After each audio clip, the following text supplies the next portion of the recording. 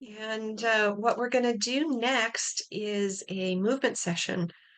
I do this because honestly, we all need it, but even more so if you have recently been through some of those health times when you might need to start rebuilding habits.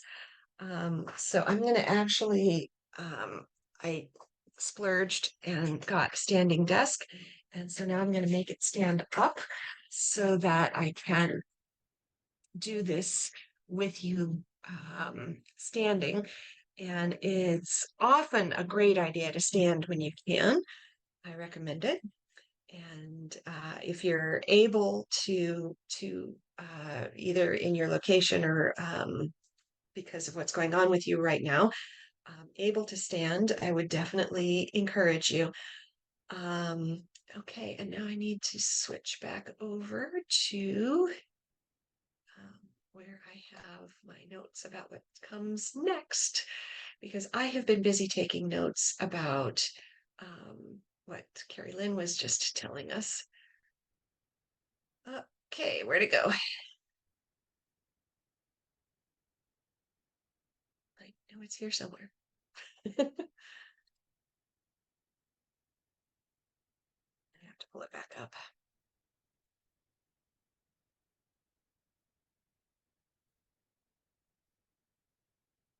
Oh my goodness, where did it go?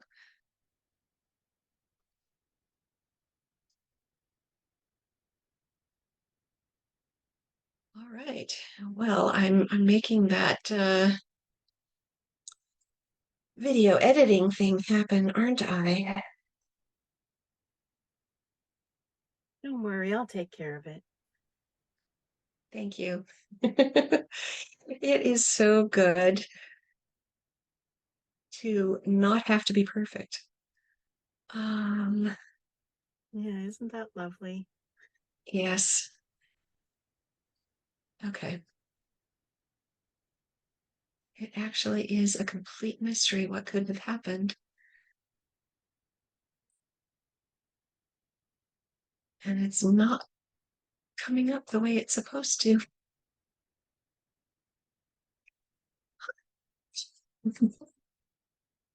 Oh, I put it off by itself so it would stand out, which is Of often really course, helpful, of course. unless you forget you've done that. All right. So here we go. So the idea of this movement session, besides just the fact that we need to take a break and move sometimes, is to give you some ideas about a different kind of movement session. And I'm already starting. You can see me getting getting my steps in. Um, so I have had movement sessions every day and have also had those in the past. Um, but I decided that this time it would be really good to give a different kind of a movement session, because sometimes what we need to do is to wake up and bring back to life and integrate the parts of ourselves that we've been putting on hold.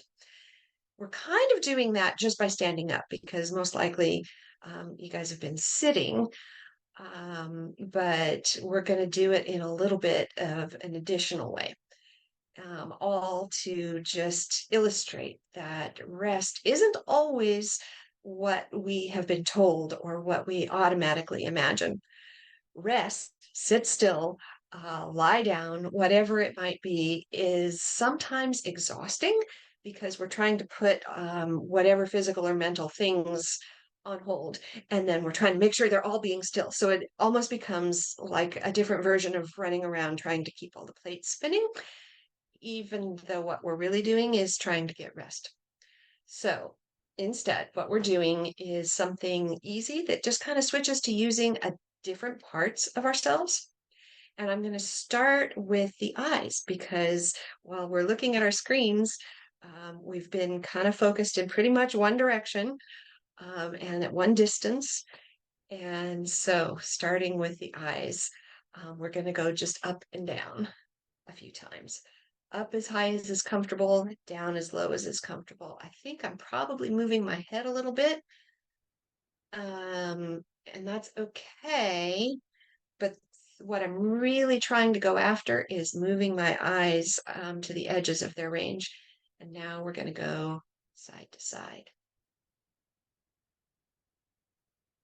If you're somewhere where you have a window to look out or something like that, and you can look to the house across the way or something farther from you, that is also really helpful. So now you've just actually given yourself a break. Now I'm going to say turn your head and do those up downs again and the side to sides. Because oddly enough, and now turn to the other side. Oddly enough, it is going to use a different set of muscles in this position than it did when you were looking straight forward.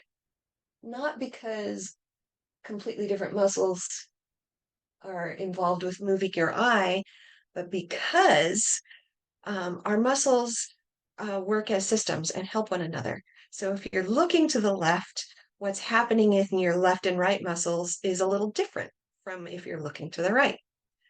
And again, this is restful without having to be still and rest. so, so being playful is also good. If you feel like doing it really fast, it might be good. It might not be comfortable for everybody, but it can feel a little silly. And having fun actually is a good thing. Okay, so bend to the side, let your head move towards your shoulder, move your eyes around in a circle, and go the other way. And then put your head towards the other shoulder, just to the level that's comfortable, and do some eye circles. How often do we really do eye circles? It might feel a little silly, it might feel kind of fun, but actually, it's going to uh, wake up the connections between parts of your brain that haven't been, um, on call um, for the last couple of hours while we've been doing this summit. Okay, another thing, tap your fingers on each other. It wakes them up. And finger taps, we were saying earlier about having things ready and having practices that you already know how to do. It's amazing. You can do this under a table, under a desk, behind your back. If you're stressed, or if you just need to call that active part of your brain back to take some room instead of the, oh no, something's wrong part of your brain, just something simple like this is super helpful.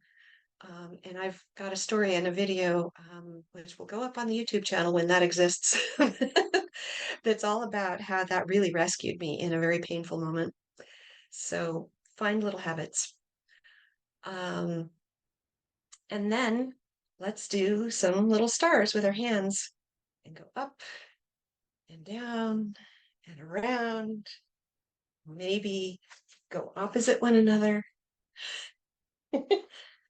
Doing things that are just a little bit outside of the pattern you're used to, again, it wakes up and just gives you energy and happiness and the parts of your body and the parts of your brain. It doesn't have to be complicated to be worthwhile movement exercise and a real break.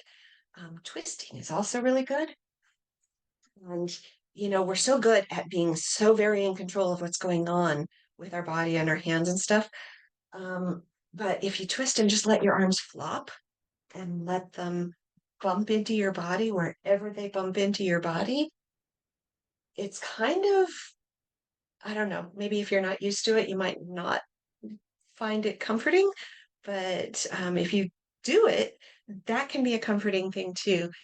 And that twisting connects parts that we're so used to keeping separate just by having um, our typical movement patterns. Okay, and then maybe bounce up and down. That's another really good one. A little shaky, shaky, wiggle, wiggle. We did something kind of like this with Megan yesterday, except she took it in a whole different direction. And then just lean back. And the reason for that really is that it's different from the leaning forward that happens so often. Ah, and it kind of feels like a stretch, right? Feels like getting to that part of the getting when you wake up and you've been up a little bit and you start to feel like, ah, yes, now I'm really coming into my body. It's not just that, wait, am I awake really feeling that we sometimes get. Shoulder rolls are also really good. They're good as who was it who was sharing about the lymphatic system? Um, that was Jen. And they're good for just helping your neck and shoulders feel less stiff. And shoulder rolls also, we were talking about how muscles connect to one another. The muscles that can warm up your voice and your throat are actually in your shoulders. I guess it kind of makes sense, but doing shoulder rolls is um, a good way uh, to help that part of yourself.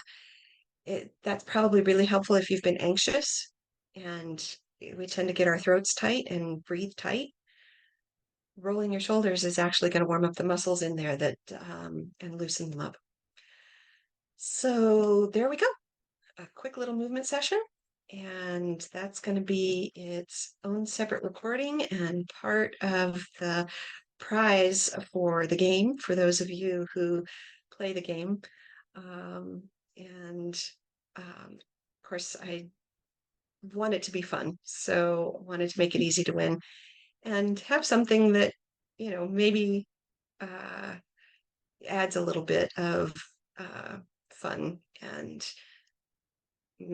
watching someone else be silly. It takes the pressure off of us, right? So if I've been silly, good. I think maybe that was part of the goal. And I hope you're feeling good and ready for the next session now.